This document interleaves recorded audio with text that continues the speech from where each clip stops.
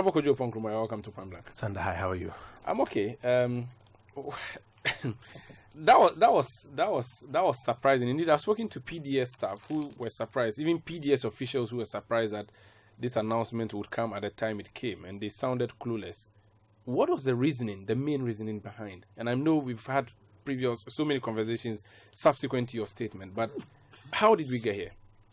Well, good evening to your listeners. We got here when the government of Ghana opted to exercise one of its rights under the concession agreement, which is that at any point when any of the conditions, whether they are conditions precedent or conditions subsequent, are not met, it will have a number of options, including suspending, as has been done, or termination if it believes that it has grounds to go ahead with the termination.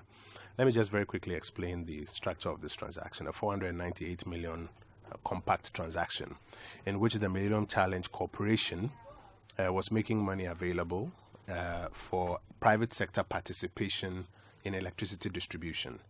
That meant a number of options. Ghana chose the option of a concession agreement, and the Millennium Challenge Corporation and the Millennium Development Authority, supported by their consultant, that's the International Finance Consortium, IFC, led a process of selecting a successful bidder. I think you've gone through the processes of how many people put in a bid, etc., etc. In the end, they selected Meralco, which came up with a consortium known as PDS. And there were conditions precedent to be met, many of which prima facie, indeed all of which prima facie, to the best of our knowledge, were met prima facie. And then you have an ongoing or a continuous validation or a continuous due diligence process.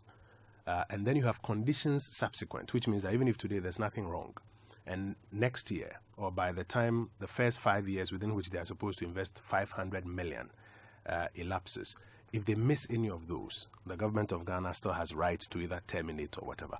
Now, it is at this second stage, that is the continuous due diligence stage, that the Ghana side discovered that there is a fundamental flaw, what they call a fundamental flaw, in one of the conditions that ought to have been met. And this continuous condition, not precedent.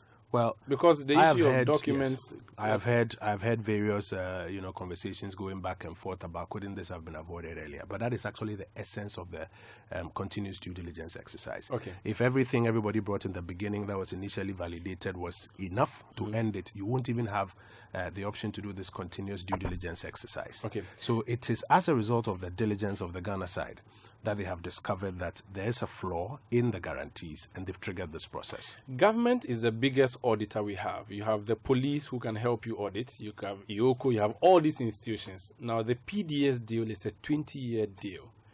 You were saying to me that the people presented documents that have now been proven to be fake for a huge deal like this one.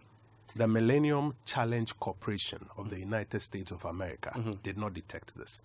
The Millennium Development Authority did not detect this. The International Finance Consortium did not detect this. So therefore there's an excuse for government of Ghana? They are the principal actors even in selecting who the successful bidder was. Remember, Ghana was only a beneficiary and a recipient. And not an implementer. So I am saying to you that if this is something that was possible to detect initially, with a combination of all of these organizations looking at it, they would have detected it. And let me explain the nature of the breach that is being spoken about. Okay. So take a scenario where you request for a bank statement, and somebody presents you a bank statement from a bank, duly signed by the bank and authorized by the bank. And you do the preliminary inquiry from the bank, and the bank says, yes, this is a bank statement from our bank. All the other parties that are at the table, everybody is convinced that this is a valid bank statement from the bank. Then as you go into the continuous due diligence, it comes to the attention of the authorities that though this is, or this appears to be a valid bank statement from the bank, which the bank has said is a valid bank statement from the bank, it appears that the person who signed the statement at the bank did not have mandate so to do. And then you proceed to inquire from within the bank whether or not the bank actually authorized or mandated this person to sign what appeared to be on the face a valid bank statement from the bank. It is at this stage that the bank is now telling you that the person who signed this document did not have mandate to sign that document. What that means is that that document, and in this instance, it is a payment guarantee, that document is invalid. If it is invalid, what it means is that the sovereign, Ghana, is naked in this transaction. Remember, all our assets literally in this area are being managed by PDS. Also remember that at this stage, PDS is the one that is collecting cash in the distribution space. And the necessity for the guarantee is so that at any point in time, whatever they are doing on our behalf, we have some fallback position. If you find out that that guarantee is invalid, perhaps, and I dare say perhaps, even through no fault of PDS or their initial insurance company that did it here in Ghana, because this is happening, we understand, on the reinsurance side.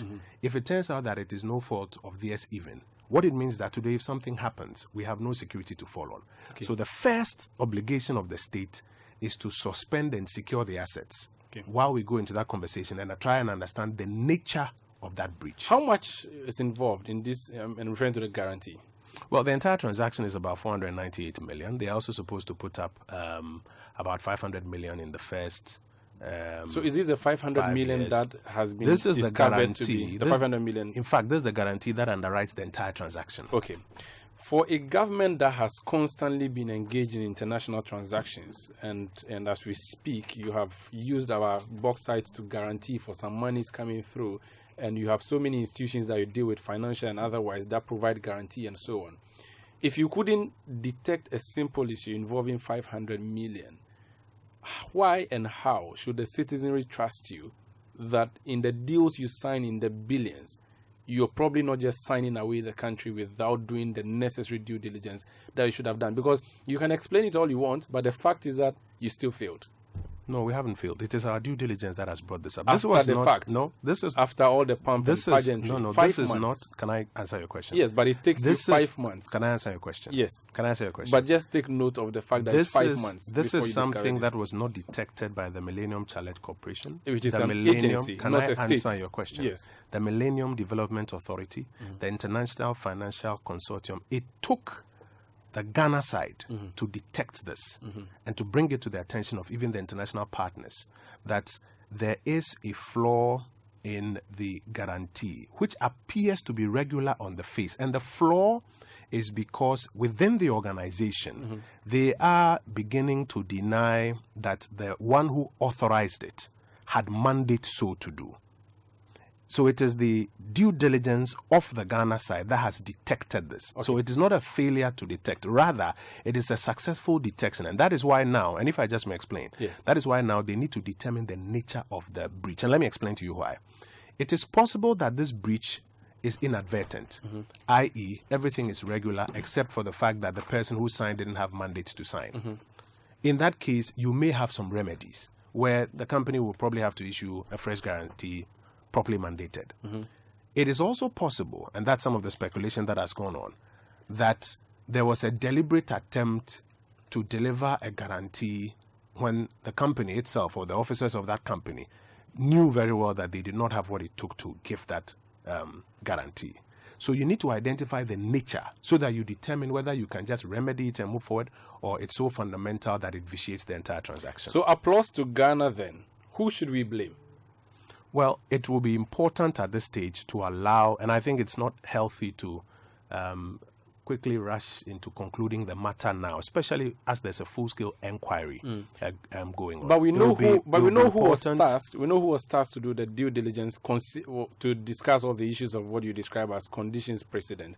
So we have someone we should hold responsible. If my radio sound doesn't come, or that the is technician the here will be held essence. responsible. No, that is the no. Well, you would ask you do an inquiry and ask the technician what is the problem. Have you asked the if, for institutions example, that are but that is the this? inquiry that we have commenced. That's the inquiry we have commenced, so that you can determine the nature of the breach. If you ask your technician, why is this not functioning? And he says everything was functioning until 11 o'clock when the guy in charge of the power plant switched off the power plant without switching on, then you know what the next step is, and that is where we are now. Does that then mean that MIDA is being questioned and that IFC is also being questioned as to why they made this go past them? Everybody has questions to answer. MIDA, IFC, MCC, the GOG, team that was also on it superintending initially, everybody has questions to answer. I think one of the good things, yes, ECG as well. I think What about one of the good things is that we have not swept this under the carpet, and we are interested in having a full-scale inquiry that helps to uncover exactly what has transpired. What about the principle of the backstopping with the states, the government, the Minister for Energy? He will not answer questions. He's the one who's appended the signature finally, and at the ceremony announced that if there's trouble later, they maybe need to receive. Everybody has questions to answer, and that is the essence of this inquiry. So if everybody has questions to answer, why is it that PDS has been suspended, but these people have not been suspended? It is a matter to protect against the risk element that is flagged the moment you discover that the guarantee is invalid. Remember, the contract has not even been terminated. What has happened now is the suspension of just the concession agreement and the securing of the assets that were in the custody of PDS while the process goes on. Did we incur any cost as a result of this deception on the state? You are assuming there's a deception at this stage. At this stage, alleged deception. At this stage, what we know is that the company that issued the guarantee tells us that the mandate to issue that guarantee was irregular. And that is why we need to have a full-scale inquiry to determine all of those ancillary matters. So we don't have cost. What will happen? I haven't said we don't have cost. At least we haven't determined that there's cost. It is all part of the determination. Fantastic. That needs to I like take how place. You're being very legal with me, and you are guiding, you're protecting your your flanks. I'm helping your conversation. No, you're protecting the flanks so that I'm helping your conversation. We do not stray. Thank you, counsel, for guiding me and preventing me from self-incriminating. What will happen if it is established that the officer who executed the demand guarantee, that's a lease payment security and BSA payment security, submitted by PDS, was not authorized to do so? What will happen to him? Indeed, our understanding is that the company has already suspended the officer who executed that. This is the company in Qatar, where this is coming from. That is our initial understanding. It's not Ghanaian? I do not know the nationality of that officer, but our understanding is that that officer has been suspended as they also go through parts of this inquiry that we have undertaken. So he's just been suspended, not prosecuted? Because you need to establish something before you prosecute. At this stage, the inquiry is ongoing. You can't prosecute before you inquire. Confirm to us the nature of this inquiry. Are we going to set up a commission of inquiry because we are a nation of committees? Are we going to set up a committee? What are we doing? That is not my understanding of what is happening. It is not a presidential or ministerial commission of inquiry. It is my understanding. No, it is my understanding that the agencies collaborating on this have nominated officers who are working together on it. Indeed, yesterday, the final parts of the work required us to get the Financial Intelligence Center, some of the state security organizations to join that final exercise in securing the assets and commencing this inquiry. Question. The Speaker of the U.S. Congress is in Ghana. Now, this deal is from the U.S. They are giving us money to help us restructure our energy sector. Has there been any force whatsoever from the United States of America to have this deal suspended for investigations to be conducted? I'm not aware of any such force. You're not aware. Would we go back to the drawing board and start the concession agreement all over again? It will depend on what the inquiry reveals. If the inquiry, for example, reveals that there was a deliberate attempt to defraud, fraud vitiates everything. But remember also that we have already taken, I think, over 200 million of this compact, left with about some 190 million. Therefore, we have exercised the option for private sector participation in our distribution sector. It appears at this stage that that door is closed, that whatever happens will still require some private sector participation. But depending on the outcome of this, then we know which way to go. The Compact 2 says that we'll be having some $308 million investment coming in. The second tranche will come up to 190 million in funds, and this will be made available to Ghana. That is so. Do we know how much of this has been allocated to ECG as yet? I don't have the breakdown of those figures now because it was a breakdown between ECG and NETCO. And you recall there were some issues with NETCO where some of their officials refused access to their plans until such a time that the window closed on them. And there was a decision to vary that amount to other parts of the compact program. But I don't have the full breakdown in front of me now. Are we as a country going to fix our own ECG then and damn the consequences thereof so that we say PDS, concessionaires, everybody, Morocco, just go home and leave us? Can we fix our own power sector We are now? fixing our own distribution sector. The option we chose was a concession agreement, which today has had a little challenge. The idea is to understand the nature of the challenge and make a determination whether we can proceed with it or whether we have to change whoever that concessionaire is, or whether we have to literally start that process afresh. How soon should we expect a conclusion and a determination and a statement from government on what happens with PDS and ECG? I suspect that by the end of this week, when the initial conversations have been concluded between all the parties, PDS, IFC, MIDA, MCC, GOG, acting through the Ministries of Energy and Finance, we will have clarity on the timelines within which we can complete this inquiry. When we concluded the concession, we moved 98% plus workers of ECG to PDS.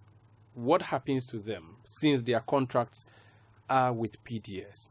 My understanding is that they remain engaged on the task at the distribution site, the distribution billing and collection site, and the conversations that are going on before the end of this week will determine their status during this period. But I think one of the things that we have been very clear with from the beginning is that there will be no job losses. Yes, but how can a suspended company continue to be my contractor? So the conversations that are going on between now and the end of this week will determine their status. But the most important thing to many of these persons is, do I lose a job? Do I lose a paycheck? And I think for that, the administration has already underwritten that. The answer is no. This may sound very simple and insignificant, but it's very huge. Today is 31st July. For a PDS worker who is yet to receive their paycheck, who is going to sign on that paycheck? Because he worked for PDS in this month, and PDS is a suspended company. As at yesterday, yes. Which means they would have executed over 99% of what they were supposed to execute for this month. So ECG it will be our expectation that their employer PDS will meet its obligations there. The subsequent months will be a different conversation altogether. Does PDS, and I'm tapping into your legal prowess now, does PDS has any power to issue any check or do anything considering the announcement by government that you've suspended them? Can they even issue a paycheck? They can't. The company has not been suspended. Okay. The company's general operations has not been suspended or interfered with. Okay. The only thing that has been suspended is their concession agreement with the Electricity Company of Ghana. And any consequence thereof in these subsequent engagements, I'm clear that it will be cleared up with them. Honorable Kojo Ponkroma, Minister for Information, MP of Wase Ebre, thank you for being my guest on Point Blank. Thank you, Sanda.